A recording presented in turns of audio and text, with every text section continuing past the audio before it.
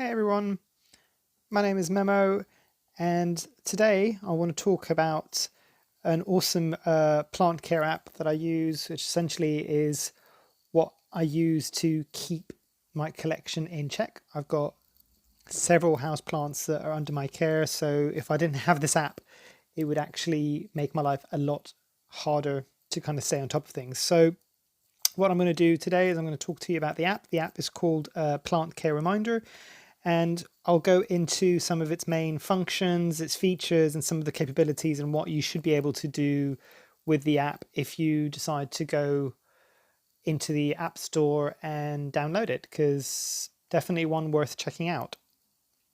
So when you first download the app, you'll be greeted by an assistant. If I'm not mistaken, the assistant's name is Steve, and this assistant will briefly kind of go into what the application is, and it'll help you create the first plant.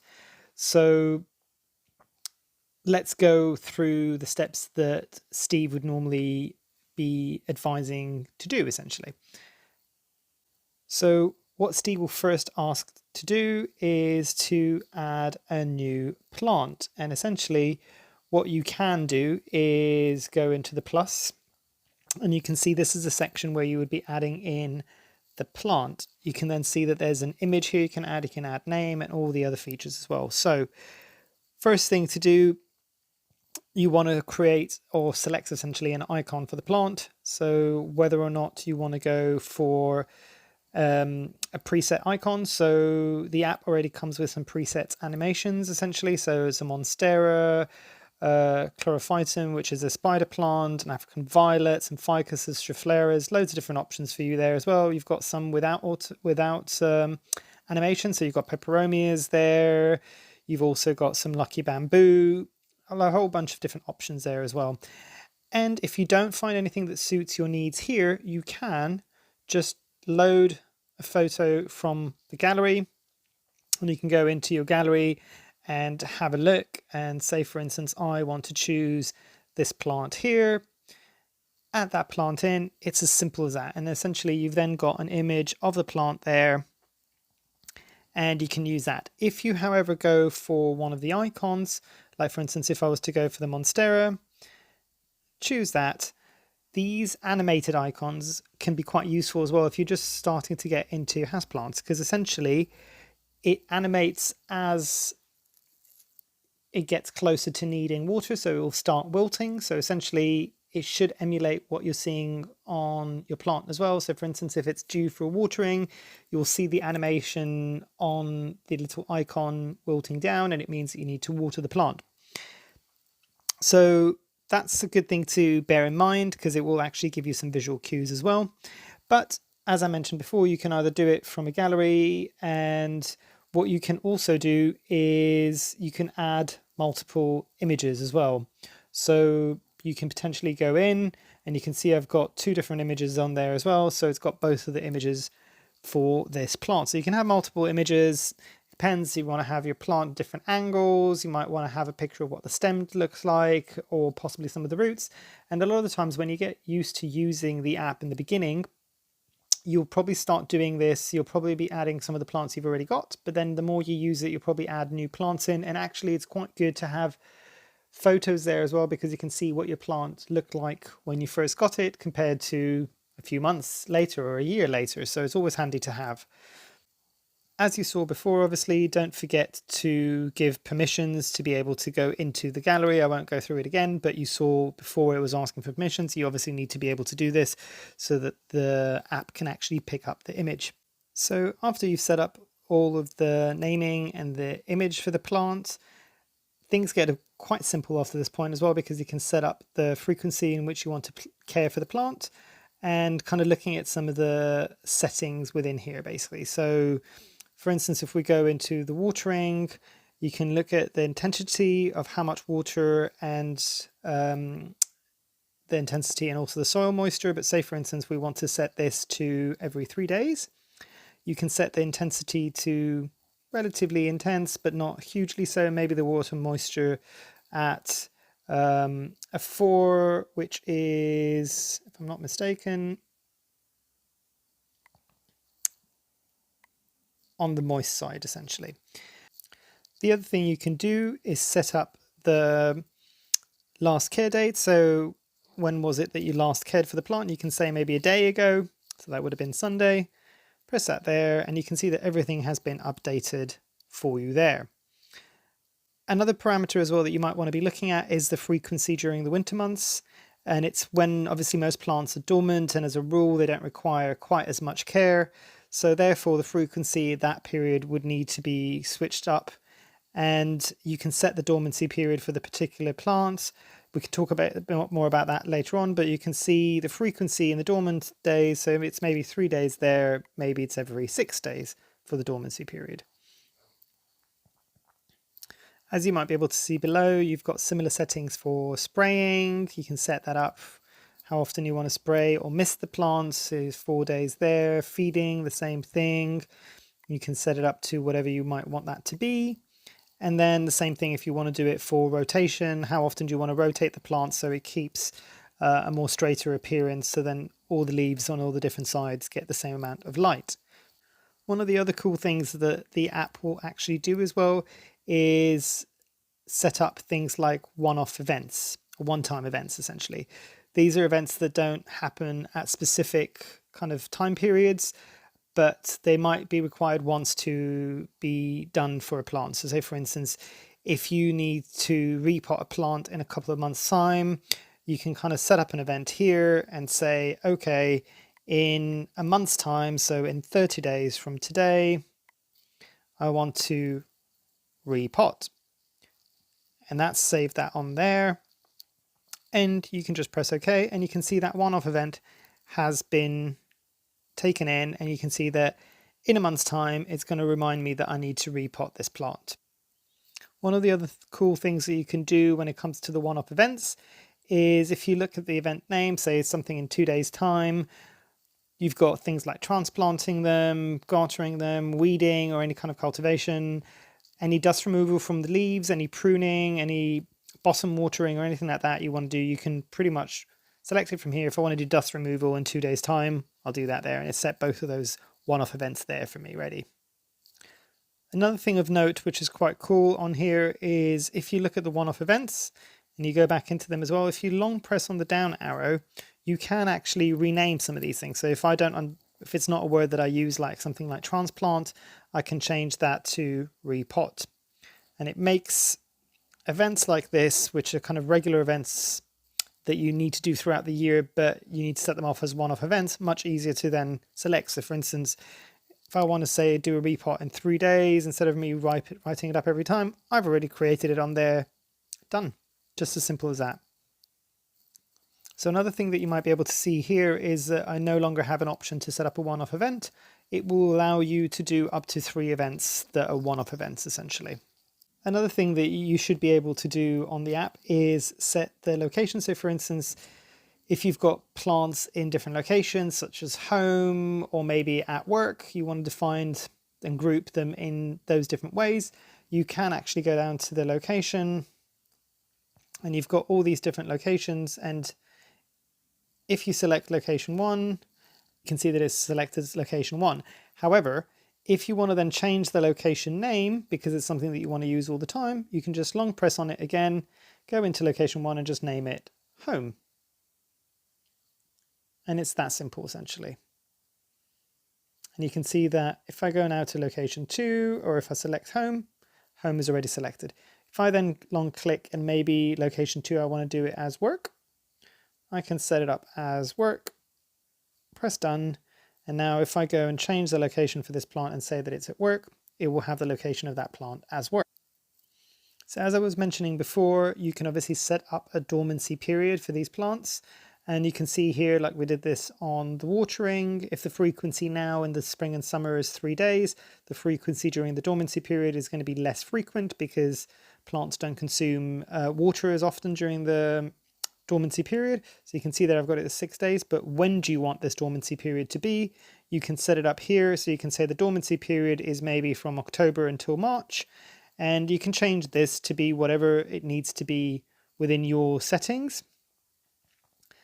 You can then just press OK, and that's set up that the dormancy period is that period right there, essentially. As we go further down, you might be able to see that the environment section is there. So you can see you can put any of the environmental parameters that you might want to have. So for instance, for this plant, does it need to have a dormancy period? Does it need really specific temperatures? So you can kind of say it needs to be between 20 and 25, and maybe in the winter it can go down between 15 and 18 degrees. And then you could look at the soil acidity. Is this something that needs to have a high pH? We'll leave that as a high pH. Does it need to be any different in the winter? No, it can still be at 8.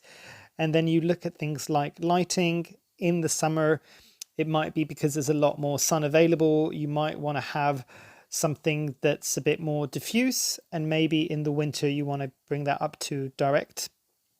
And then you can then see potentially, is it hazardous? And by this it means, is it maybe a toxic plant? So you might want to be careful around pets and small children, but you can be careful, it could be dangerous, so maybe have that at a higher shelf level, or it's something that's safe and it won't harm anybody, essentially. And you've got all those parameters down there, and you can see them at a glance really easy.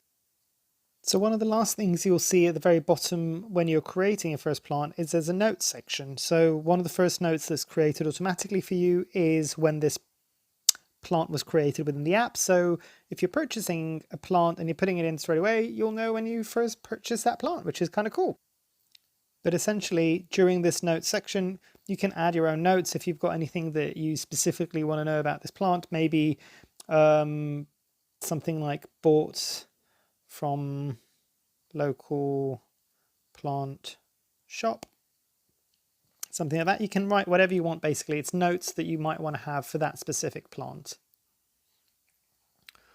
One of the other cool things that has been added recently, I think, is that a plant's care needs can also be found during the periodic care area. So if you see the little I button, click on the info, and obviously you can see here that there's a disclaimer saying that obviously do your own research as well. This is something that's been kind of gathered from the internet, so it might not be 100% accurate, or it might not be 100% precise to your specific condition and your specific environment, but it gives you a good jumping off point. So you can just drop down and then see, maybe we're looking at something like a calathea. If you click on calathea, it will show the recommended watering, spraying, feeding, any kind of notes as well. And also if you tick on dormancy period, it will also put that in there for you as well. So essentially, if you wanted to do this, you can just click add, and it would add that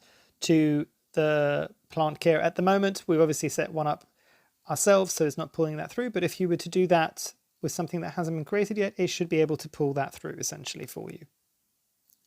So essentially, after this point, you just press create. You've created your plant there. Obviously, it's now named it Calathea because I was giving it those instructions, but you can see that everything's on there that I want to do.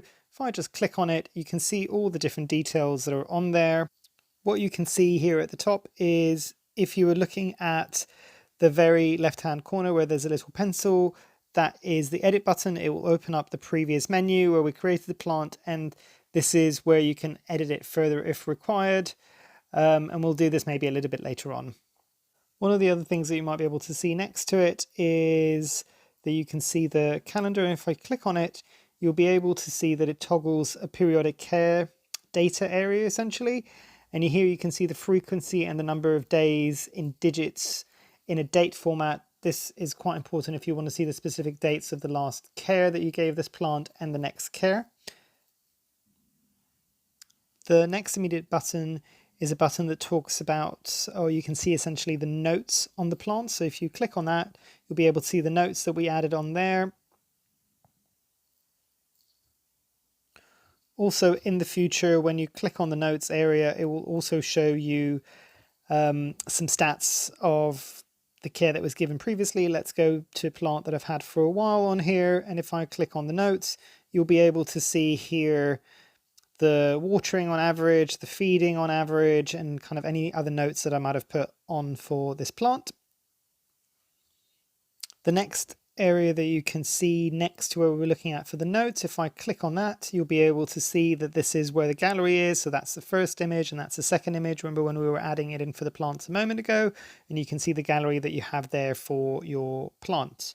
And on the side, you've obviously got the X, and you can just close down the dialog box and it moves away so you can kind of get on with doing a few other things. Something else to note really quickly on the gallery side of things, obviously this only works if you've got images. If you've got an icon, that won't be available for you at that stage. Now we look at some of the care. So essentially, if you were to click on the icon again and you want to look at the plant, and you saw that today was the need for this plant to be watered, I can click on that and press done, and it's been watered. It says that it's been watered. Or potentially you can see here that spraying has only been 1 day of the 4 that's needed. I could just click on that, and instead of pressing done, you can see there's a little timer down at the bottom. If I click on that, I'll then say, you know what, actually, it's probably not going to be in 3 days' time. It's going to be tomorrow that I need to do it, and it will speed that up. And you can see that button change to tomorrow, and you can see there that that changed it to 3 out of the 4 days essentially there. But again, conversely, you can also say, you know what, this doesn't need spraying for a while, so I'll do that in a week. And I've put that in a week, and it's kind of minimized it there, and it will kind of count down the week for you there. Now, say for instance, you wanted to remove a plant. If you long click on it, you can just remove the plant, and it is then removed.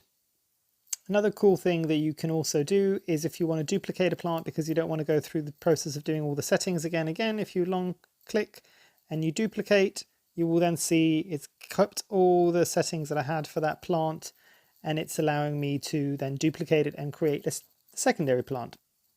As you can see, I've got quite a few plants on here, but say for instance you want to start managing this list of plants, one of the first things you can do is if you click next to the plus sign where you can see the 3 little labels, and then you can sort it either alphabetically, requiring care first, or creation date, or name, or by location, and then that way it will sort out the plants for you in a nice and easy way that you should be able to see the plants that you want to see first, if that makes sense. Some of the other things you might be able to see at this top menu here is if I click, you can also change the layout. So you can see the images and then everything else like that underneath it in terms of the care.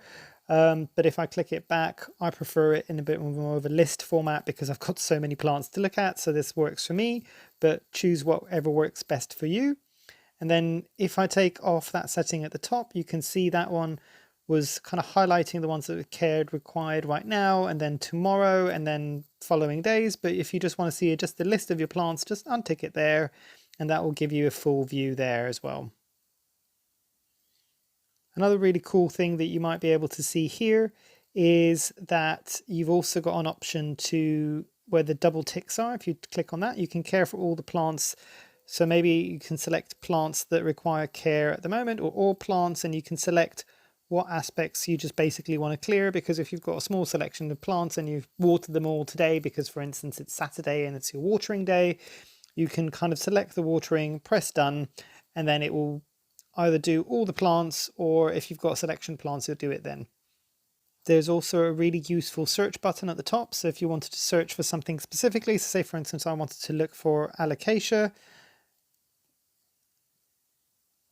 I can search for just the alocasias in my collection by searching for them here. And you can see that it's brought up all the alocasias that I've got and when their nearest care date is. If I then click on the search button, it then goes away and it brings me back to the standard view that I had previously. One of the last things that you'll see on here is a little thing that looks like a light bulb. If you click on that, that also has a light sensor. So I'm kind of moving it around now in my hand and my phone, and you can see what that lux reading is. Is that too dark? Do I move it into a brighter position? You can see that that's automatically changed it to shadow, but sometimes you need to manually adjust that. And it's got instructions here on how you want to be able to manually calibrate that essentially. Another really cool thing that the app will let you do is it will let you add widgets. So let's add that to the desktop. I'll do it on my launcher, but obviously you need to look at your own launcher. If you just select it, select widgets, and then you just need to find the plant care reminder, and you can add that there. And then you can select the plants there. For instance, I want to do it for my Monstera, create a widget for this plant. Yes, okay. And it's now there for you, and you can see it's got all the details there that you need in terms of when the plant care is going to be needed. The widget also comes in different sizes. So for instance, if you long click on it, you can expand it and it will bring a bigger image. I know there's some limitations here for some of the smaller devices, that it might be a limitation with your launcher. Maybe try selecting a different launcher and see if you'll get a bigger option there as well. Now let's have a look at the settings of the app as well. So if you click on the toggle on the side, it's a good idea to sign in. It's optional, but if you want to back up your plant list when switching for new devices, or if there's an accidental deletion or you lose your phone, this is a great and convenient way to be able to do this. And you can sign in, probably do it via Google. It's more convenient and it generally tends to be a bit faster as well. So I will do that now off screen. So another thing that you'll be able to see here is you can set notifications for a specific period. I currently have them disabled, but if you can put them on here as well, so you can set it, notification 1 can be for a specific time. So say for instance, you want to be getting that notification maybe when you're waking up. So maybe do that at 9 a.m. And then maybe the second notification can be done later in the afternoon, so maybe 6 a.m. And the type of care notification you want to do, you can select it there. It's either watering, or you can have all of them, or maybe some of them. It's up to you what you want to choose. Something else to note here as well is you can also check the settings in the system of your device. Sometimes that's needed as well because the device power settings will block notifications. So what you'd need to do is open up the device notification settings and make sure that it's allowing the app to send the notification through, because otherwise you might miss out on an important notification, such as the watering of a plant that's very, very sensitive and needs to be watered at a very specific interval. The other thing that you can see here is a dormant period care. And as I mentioned earlier, it includes setting about the dormancy period of the plant and whether or not you want to enable that dormancy period there. I have got that enabled on my device. But if you don't want to have that enabled for your device, you can just untick it on there and press done, and that should be fine. The other thing that you're seeing on here is the days, how the days are displayed, essentially in what format. I've got it as ascending. You can have descending, or you can have descending up to 0, essentially. It's up to you what you find most preferential, essentially. The days count format in terms of the ascending, descending, and descending up to 0 is what will be displayed in the list of plants in the care dialog box. So let me show you that really quickly. So the days format will show up here in terms of when the next care date is. So for instance, here you can see on mine, I'm at 19 days out of the 20 for the allocations of arena for watering. So that's how it's displaying it for me there. The next thing you can see is the location and the location names, and here is another place where you can actually go in and change the location. So for instance, I've got here home, work that I set up on the plant that I was creating earlier on, but say if the other one might be vacation home, I can set that up there too. And in the same manner, if you're looking at the one-off events, the same way that I renamed them before, you can also do them within this setting here. And I can kind of go into here and maybe change the repot I've put on there. The one-off event might be something like pest control.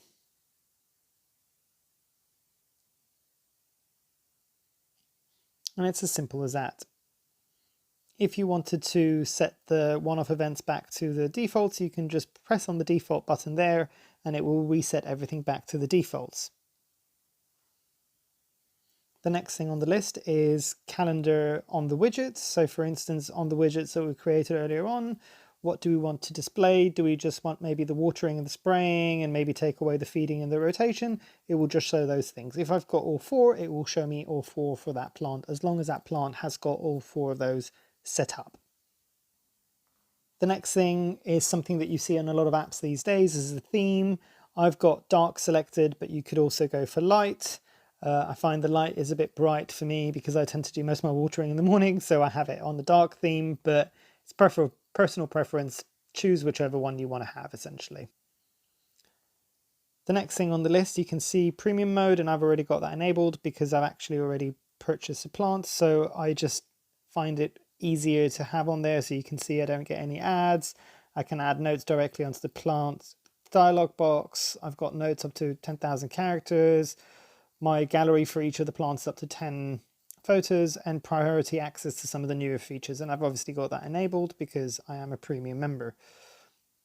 Because as I mentioned earlier on, I don't know what I would do without this app. The other thing that you might be able to see here is language. I've obviously got English set up, but there is a huge selection of languages to choose from. Please go in and select the language that works for you. Something to note as well within the languages is the languages, if I'm not mistaken, they are quite good. Some of them are less so potentially because it's an automatic translation that's happening on there as well.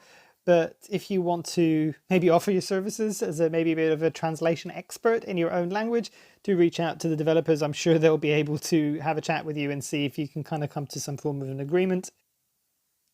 The next thing to look at is data storage, and this is quite important. In this menu, it's an optional way of storing the data on the device that you've got available, so you can back it up, you can restore it, you can also remove all the plants. And yeah, that's also good to know because, for instance, you might want to just back something up on your phone rather than just on the cloud when you've signed in. And also, if at some point you want to start fresh and get rid of all your plants, you can just remove it there. I won't be doing that because I think I've got over 400 plants on this app, but it is there for you as an option. Finally, at the very bottom, you can see some of the app info. You can see what version you're in, link to the developer's Instagram as well, and then what the translation editors are for the different languages. And if you've got any suggestions or comments, please do contact the developer. You can see there's a bottom at the moment. And they're generally quite open to listening to suggestions. I've actually sent a lot of suggestions, and they're very, very lovely people, and they are good at responding back. So definitely a plant community loving app, if that makes sense, because they are more than happy to see about ways that they can improve the app to make it better for all of us that are using it, essentially. Thanks for listening to me go on a bit about the app that I'm quite passionate about. It's definitely the one app on my phone that I use probably more than most of my social media. But as I mentioned, 400 plants don't take care of themselves too easily. And I don't think I'd be able to do that and essentially take care of that many plants without having this app. So hopefully you found it useful.